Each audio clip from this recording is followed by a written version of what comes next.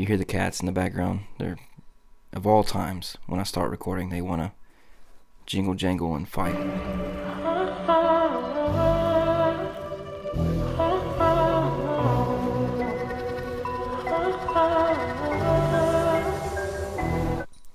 Twice Baked Jake and RoboSkills had a rather unexpected video together. Well, two actually. One rating alt art cards, what's overrated, what's underrated, and the other I think was predicting price drops of alternate arts, which in a way is just kind of what happens when there's a lot of something on the market. I mean, you're gonna have people that are willing to undercut each other's prices to make a little less profit, but that still means getting the item sold. But then that's causing something of like a chain reaction to cause the prices to retrace little by little. Now, where will the floor hold? And how long will that take? Your guess is as good as mine. Danny Phantom made a video earlier this week talking about what stock was left at certain individual distribution channels. Now, he did caveat this by saying it was only a certain amount of distribution channels that he himself checked. Does this push further FOMO or further buyouts? I think it's just a side effect of realizing that is really in fact all that's left.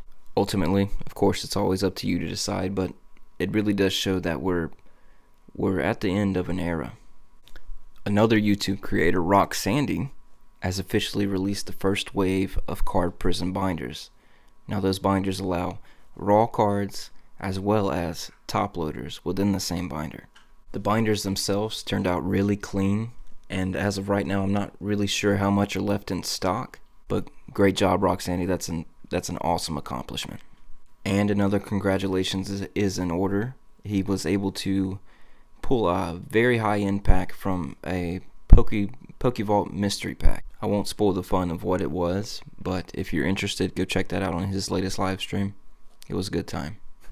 In other news, Pokeknowledge and Nostalgianomics finally got on the live stream together after a few previous back and forth disputes, which is always good to hash things out in like a public forum of sorts. Of course, if you're able to keep it civilized and cordial, I think that it was a really good thing. And unsurprising to me, it went really well. They both agreed to disagree on certain aspects of the hobby and shared similar opinions on other aspects as well. Bravo, gentlemen. It was very interesting. It was very enjoyable. Hopefully we get to see more, because both of your takes and your insights are interesting. One being long-term holds and the other being short-term turnovers. Dr. Applesauce, who was featured in last week's Creator Spotlight with Nostalgianomics, was issued a copyright strike on one of his videos that was informing us of the inner workings of the GameStop training handbook pertaining to the buying and selling of graded cards. Now, GameStop is a public traded company, but you have to be really careful when it comes to the inner workings of businesses themselves. But overall, he took a chance, and that was the result. Alright, now let's take a look at some cards that may or may not be on your radar, but there are definitely some graded plays to be had within Scarlet and Violet if you're looking for these types of things. The Obsidian Flames Charizard, raw, that goes for around $40 to $50, and if it's graded in a 10, you're possibly able to get $220. Another Obsidian Flames card is the Scizor, whatever you want to call it. It is around like $5, and in a PSA 10 it's going for like upwards of $80. But with that said, it is a little bit harder to grade because of those grid patterns print lines that we've been seeing lately within Scarlet and Violet, so just be on the lookout for those. Another is the Steelix from Paradox Rift. It is going for like $15 raw, and I think it's going for upwards of $70 in a PSA 10.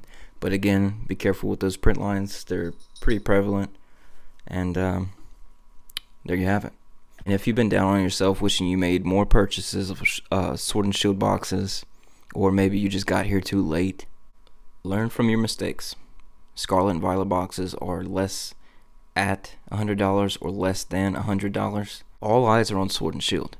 Obsidian Flames, Paradox Rift, Temporal Forces, Shiny Treasures, or Paldean Fates are all really beautiful sets with really good chase cards within them. And if you're looking to establish yourself within the next wave, I believe now is a good time to do so. You don't have to necessarily wait until something moves in price.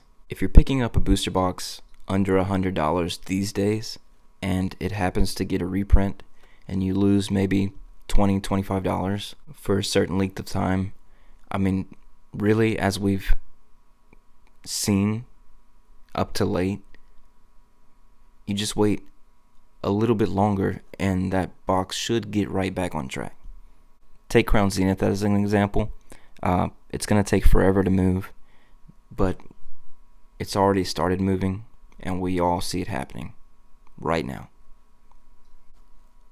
Which, with that said, now brings us to the content spotlight of the week, which is TCG Buyers Club. His video had a great explanation of how things work and trying to explain scarcity and demand and how things basically can repeat themselves over time. Now, with that said, all sets are not created equal, and the price rise over time will reflect that. And you can't really always count on something like an Evolving Skies event. Just be rational about the moves you're making, and don't spend something that you're not willing to lose. Just be smart about it, guys, and look at everything objectively. And now we're going to move into personal pools and pickups.